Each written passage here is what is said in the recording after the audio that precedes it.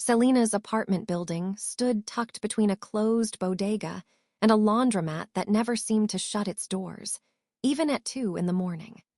The East End neighborhood wore its poverty openly, graffiti marking territorial boundaries, while broken streetlights created pools of shadow that honest people avoided. I followed Selina up 3 flights of narrow stairs, my legs protesting every step. She kept glancing back, ready to catch me if I stumbled, but I forced myself to maintain steady progress. Pride, maybe, or stubborn refusal to show weakness even now.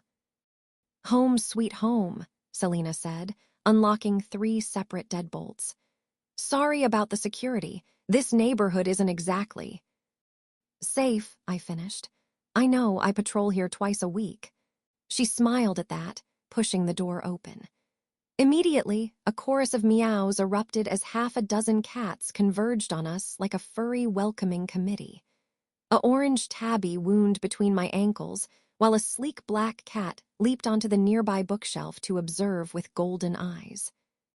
"Everyone, this is Renee," Selina announced, scooping up a gray kitten. "Renee, this is my family." The apartment was small but immaculate. Bookshelves lined one wall, filled with everything from martial arts manuals to Dorothy Parker poetry. Cat trees occupied strategic corners, and I noticed food bowls scattered throughout, each carefully labeled with different names. Through an open doorway, I glimpsed her Catwoman suit hanging in the closet like a secret waiting to be worn. "You really do love them," I said, watching her set out fresh water for a calico. "They're honest," Selina replied. "They don't pretend to be something they're not. If a cat doesn't like you, you know it, if they trust you." She trailed off as the orange tabby jumped onto my lap, purring. "Well, that's Marmalade. She's usually shy around strangers." I stroked the cat's soft fur, feeling some of the tension drain from my shoulders. Maybe she recognizes a fellow night prowler. Selina disappeared into the kitchen, returning with 2 glasses of wine. She'd changed from her street clothes into an oversized sweater and leggings, her blonde hair loose around her shoulders. Without the armor of her professional wardrobe, she looked younger, softer, vulnerable in ways I suspected she rarely allowed. "You should rest," she said, settling beside me on the worn couch. "Bruce said your body went through something like a seizure when you rewrote reality." "I'm fine."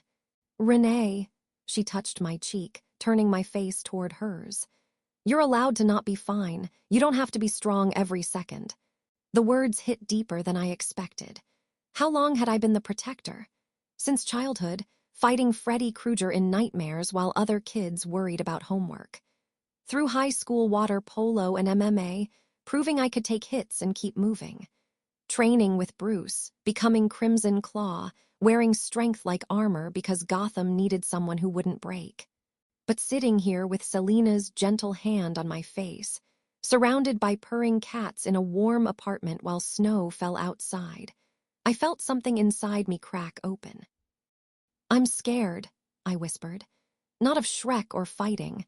I'm scared of losing you before I really get to have you." Selina set down her wine glass and moved closer, carefully avoiding my bruised ribs. "Then let's make tonight count. No costumes, no missions, just us." She kissed me slowly, thoroughly, her lips tasting of wine and something sweet. When she pulled back, her blue eyes held a question. I answered by kissing her again, deeper this time. My body ached, but I didn't care. Her hands tangled in my dark hair as mine found the curve of her waist, pulling her closer. The world outside, Shrek's threats, the ticking clock, the price the universe might demand, all of it faded until there was only this. Her warmth, her breath, her heartbeat against mine. "Bedroom," she murmured against my mouth. We stumbled through the small apartment, shedding clothes between kisses. She was careful with my injuries, her fighter's knowledge of the body evident in how she touched me. Strong hands turned gentle, mapping the bruises she avoided and the places that made me gasp. I traced the scars on her knuckles from years of practicing Jeet Kune Do, kissed the old cigarette burn on her shoulder that I suspected came from Shrek. "I see you," I told her as we fell onto her bed, Cat scattering with indignant meows. Not his assistant, not just Catwoman, I see you, Selina. Her eyes glistened with unshed tears. No one's ever said that to me before. Then everyone else was blind.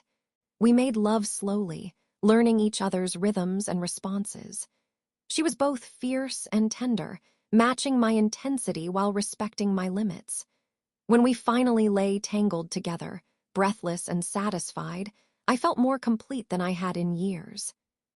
Selina traced lazy patterns on my shoulder, her head resting against my chest. "Tell me something true," she said quietly. "Something you haven't told anyone else." I thought about it, listening to the distant sirens and the soft purring of a cat who'd claimed the foot of the bed. When I fought Freddy Krueger, when the Dream Angels first came to me, I was 8 years old and so terrified I wet myself. But I still fought because there was no one else. And sometimes I'm still that scared little girl, pretending to be brave. She lifted her head, meeting my eyes. "You are brave. Courage isn't not being afraid. It's being terrified and fighting anyway." "Your turn," I said. "Something true." "I was going to kill him," Selina admitted. "Max, that night at the construction site, if you and Dick hadn't been there, I had a gun in my suit. I was ready to become a murderer if it meant stopping him. But you didn't. Because you showed me another way. Showed me I didn't have to become a monster to fight monsters." She kissed my collarbone.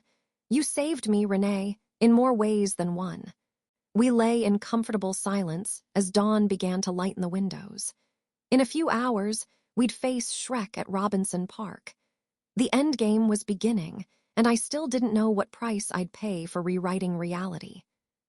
But right now, wrapped in Selina's arms with cats purring around us, I felt something I hadn't expected. Hope.